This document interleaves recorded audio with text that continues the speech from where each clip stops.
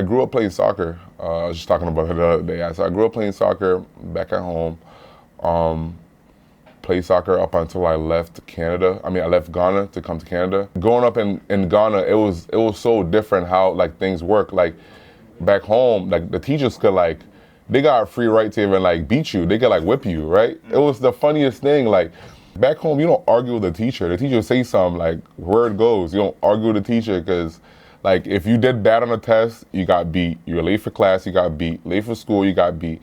If you had a certain haircut, you got beat. Out of uniform, you got beat. You get beat for anything. Where we lived at the time was about, I want to say, damn near an hour 30, 2 hours from school. And I remember the first time, so my first like week to school, my mom we would catch like a couple like buses and go to school. And my mom was realizing like this is kind of like a lot. So back then, my mom was really good with school. So she used to teach me a lot. So unlike most of my friends around, I knew how to speak English very early. My mom taught me how to speak English, read, write, do math. So I was really good with school.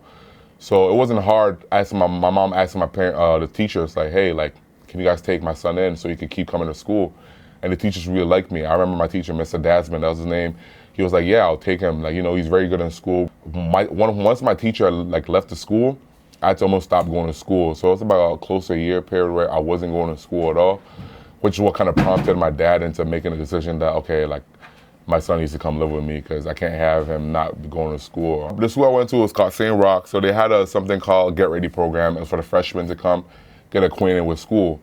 So I remember I first got there, and the first exercise we had to do was it was like a scavenger thing. We had to find certain rooms in the school.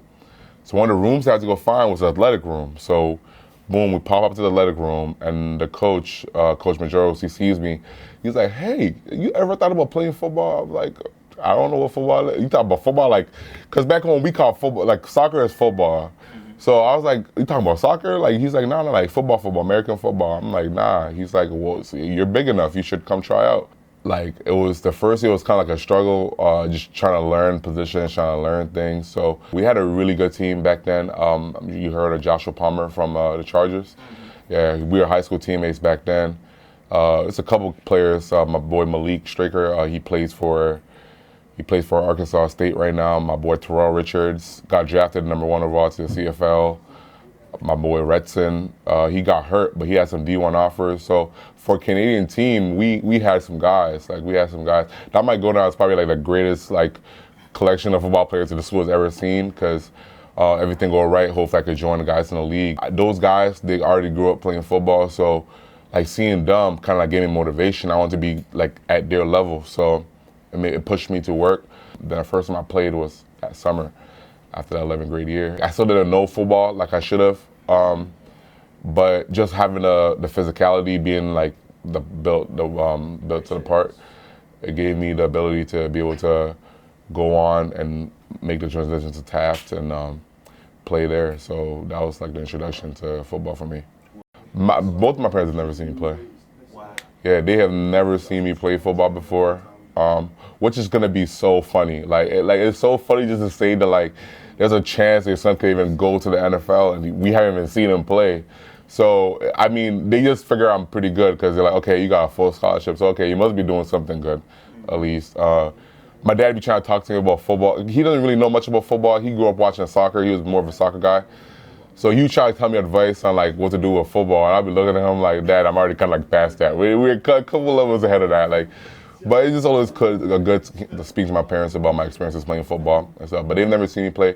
They're probably going to see me play this year. I told them about coming here for Senior Day. So Senior Day, look out. I'm playing crazy that game. Okay. Yeah, get around to Senior Day because I'm going to be so emotional having my parents be there for once to see me play.